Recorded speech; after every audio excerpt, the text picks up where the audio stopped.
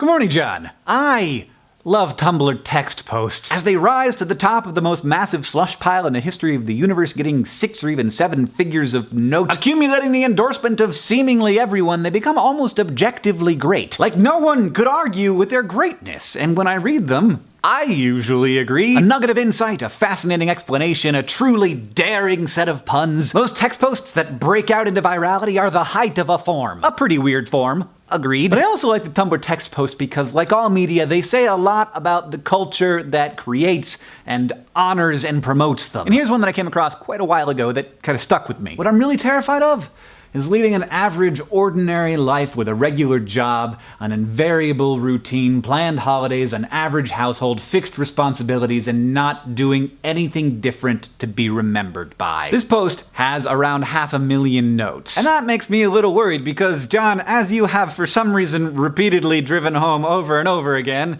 probably because you struggle with this quite a lot yourself, oblivion is inevitable, and someday there will be no one left to remember anything, let alone you or me. Being remembered forever is not a good goal because it is not an achievable goal. But if that argument doesn't work for you, take a look at me. I am what people call successful. I've had more than my share of interesting life experiences. I've toured in a rock band, been written about in the New Yorker, helped raise over $2 million for charity, crash courses watched in thousands of schools, and I don't know if you heard about this, but recently I interviewed the president. So, you might ask, when was it for me when I knew that I had made it? When was the moment when I had the success statue and I got to put it on this shelf right here next to Obi-Wan? Was it when I was first recognized in public, or when we got 100,000 subscribers or 1 million subscribers, or when I first was paying my bills with YouTube? Which day was it when I became perpetually satisfied and always happy? Yeah, it was none of the days. Here's the thing about success. If you're smart enough, and you're dedicated enough, and lucky enough, and sacrifice enough, you too will get to find out that none of it exists. It's made up.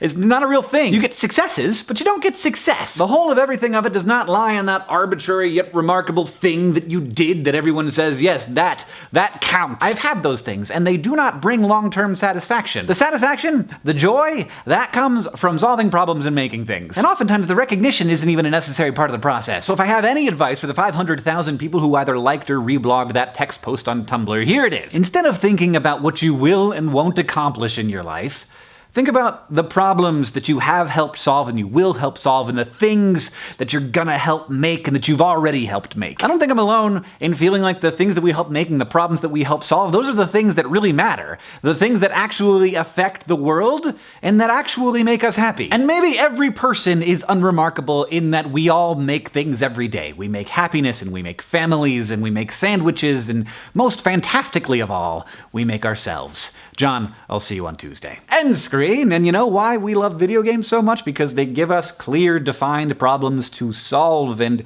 value-laden achievements to unlock. And I love it, which is why Games with Hank officially today is back with a new series, Hank Green Plays The Sims. And then of course you can adjust boobie size to the beat of the music.